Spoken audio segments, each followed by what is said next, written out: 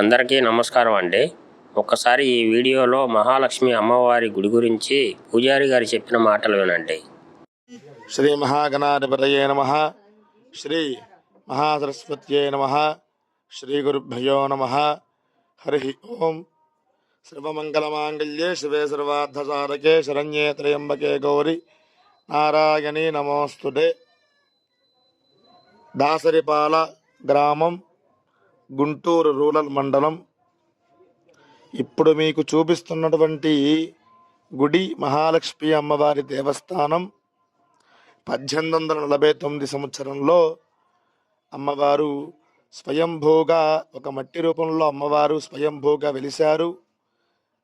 అమ్మవారు అప్పటి నుంచి పెద్దవాళ్ళ చేత అంగరంగ వైభవంగా చక్కగా పూజలు జరుగుతూ ఉన్నాయి.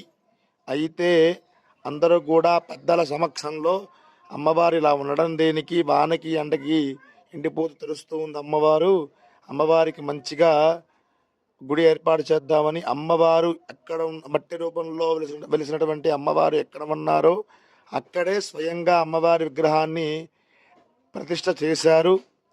చేసినప్పటి దగ్గర నుంచి అంతా కూడా సవ్యంగా అంతా కూడా జరుగుతున్నాయి. అయితే కొద్ది కాలంగా అమ్మవారికి ధూపానికి కానీ, దీపానికి కానీ, నైవేద్యానికి కానీ చాలా ఇబ్బంది పడుతూ ఉంది.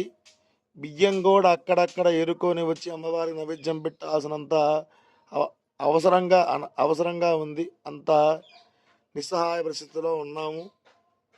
కాబట్టి అమ్మవారికి చీరకు కూడా కనీసం చీరకి అలంకారం చేయడానికి సరిగా దండ అమ్మవారికి అసలు ఏమీ లేదు. మూలధనంగా అమ్మవారికి ఏమీ లేదు. అమ్మవారికి స్థిరాస్తి కానీ, పొలాలు కానీ అమ్మవారికి ఏమీ. విన్నారు కదండి. ఈ గుడి చాలా చిన్నదండి, కానీ ఈ గుడికి వచ్చి అమ్మవారు దర్శించుకొని మీ మనసులో ఏమైనా కోరికలు కోరుకుంటే తప్పకుండా నెరవేరుతాయండి. ఈ గుడి ధర్మకర్త గారు మరియు కమిటీ సభ్యులు ప్రతి సంవత్సరం అన్నదాన కార్యక్రమం నిర్వహిస్తూ ఉంటారండి. కానీ ఈ సంవత్సరం ధర్మకర్త గారి మరియు కమిటీ సభ్యుల ఆర్థిక పరిస్థితి వల్ల మరియు దాతలు ఎవరు ముందుకు రాకపోవటం వలన నేను చలించిపోయి మన యూట్యూబ్ ఛానల్లో ఈ వీడియో పెట్టడం జరిగింది. అభివృద్ధి చెందిన దేవాలయాలకు ప్రభుత్వం మరియు పెద్ద పెద్ద డోనర్స్ ఉంటారండి, కానీ ఇటువంటి పురాతనమైన చిన్న దేవాలయాలకు ఎవరు సహాయం చేస్తారు? కానీ మన వంతు ఈ గుడికి అభివృద్ధికి, అన్నదాన కార్యక్రమానికి సహాయం చేస్తే మహాలక్ష్మి అమ్మవారి ఆశీర్వాదం తప్పకుండా మీ మీద ఉంటుంది. సహాయం చేయదలిచిన వారు స్క్రీన్ మీద ఉన్న ఫోన్పే నంబర్స్కి మీకు తోచినంత సహాయం చేయగలరని కోరుచున్నాను. అలాగే ఈ గుడి గురించి మరిన్ని విషయాలు తెలుసుకోవాలి అనుకున్న వారు డిస్క్రిప్షన్లో ఉన్న కమిటీ సభ్యుల ఫోన్ నంబర్స్కి చేసి తెలుసుకోవచ్చు, లేదా నేరుగా దేవాలయానికి వెళ్ళి సహాయం చేయవచ్చు.